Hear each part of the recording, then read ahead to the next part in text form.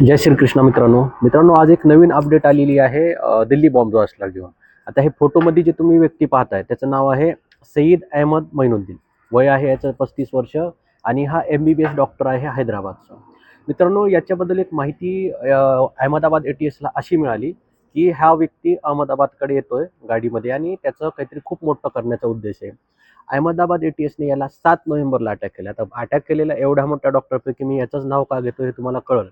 कारण हा असा व्यक्ती की ज्याचा अजेंडा मला खूप घातक वाटला. ह्याला जेव्हा अरेस्ट करण्यात आलं, याच्या कारमध्ये एक रायफल, सोबत काही कारतूस आणि 4 लिटर याच्यासोबत जे मिळालं होतं ते होतं कस्टर्ड ऑइल, 4 लिटर. आणि याला जेव्हा अरेस्ट करण्यात आलं आणि याचा मोबाईल चेक केला तर असं दिसलं की यानं 6 महिन्यापूर्वी म्हणजे याला अरेस्ट होण्याच्या पूर्वीपासून जसं त्या केसमध्ये झालं होतं त्यांनी रेकी केली होती, सेम यानं रेकी केली होती अहमदाबादचं नरोडा फ्रूट मार्केट, RSSचं लखनौ ऑफिस आणि दिल्लीचं आझादपूर मंडी.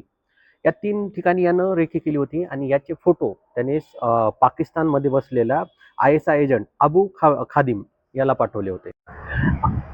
याने अबू खदीमला पाठवली होती. त्याच्यानंतर ह्याच्यावर जास्त इन्क्वायरी केल्यानंतर असं कळालं की याद्वारे काय, तर बघा कस्टर्ड ऑइल सोबत पासून तो रायसिन नावाचं एक पॉयझन बनवलं होतं.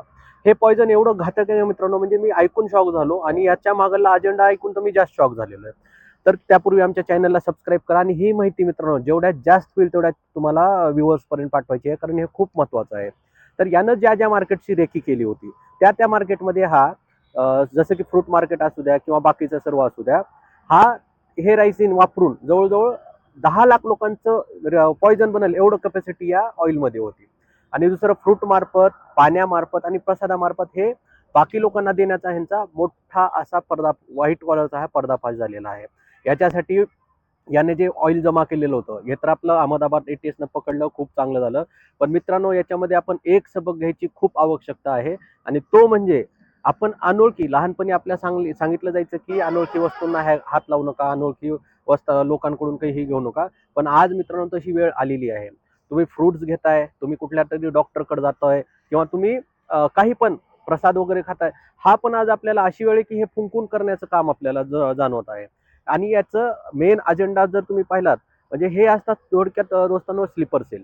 हे आता मी म्हणत नाही की फ्रूटवाला घेऊन येईल त्याला माहिती आहे की त्याच्यामध्ये रायझिन हे आहे, पण हे घडू शकतं. हे तेथील विकणारा वेगळा आहे, देणारा वेगळा आहे आणि तो आपल्या मार्फत येणार आहे. म्हणून मित्रांनो मी तुम्हाला म्हणेल आता इथून तुम्ही फ्रूट किंवा बाकी काही जरी असलं तर अशाच लोकांकडून घ्या जे की आपल्याबरोबर त्यांचे जुने संबंध आहेत किंवा तो आपल्या पाहण्यामधला आहे. आणि रायझिन जे आहे हे पॉयझन याचा मे बी म्हणजे जेवढी मी इन्क्वायरी केली आहे ह्याचा कुठंच अँटीडोट मित्रांनो आणखी बनलेला नाहीये. हेच वापरून जवळजवळ याच रायझिन मार्फत बल्गेरियाचे एक होते जॉर्जी मॉर्को, याच्यावरती हे केमिकल वापरण्यात आलं. हे कम्युनिस्ट होते आणि याला आपली जी छत्री असते त्याच्यासोबत हे पॉयझन टोचलं गेलं होतं फक्त आणि 3 दिवसामध्ये याचा मृत्यू झाला होता मित्रांनो. तर विचार करा, 4 लिटर पासून बनणारं पॉयझन आणि जवळजवळ 10 लाख लोकांना एफेक्टेड करू शकणारी कपॅसिटी. एवढा मोठा अजेंडा ह्या व्हाईट कॉलरचा आपल्या यांनी पार पडलेला आहे.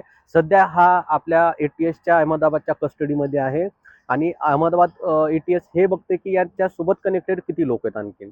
तर मित्रांनो, यावरती आणखीन काही अपडेट आले, काही आणखीन नवीन माहिती आली, मी तुम्हाला ते पूर्ण वेळेवर किंवा जशी मला भेटेल त्या हिशोबाने मी पाठवेल.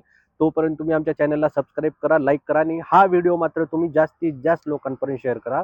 भेटूता पुढल्या व्हिडिओमध्ये. जय महाकाल, जय हिंद आणि जय श्रीकृष्ण.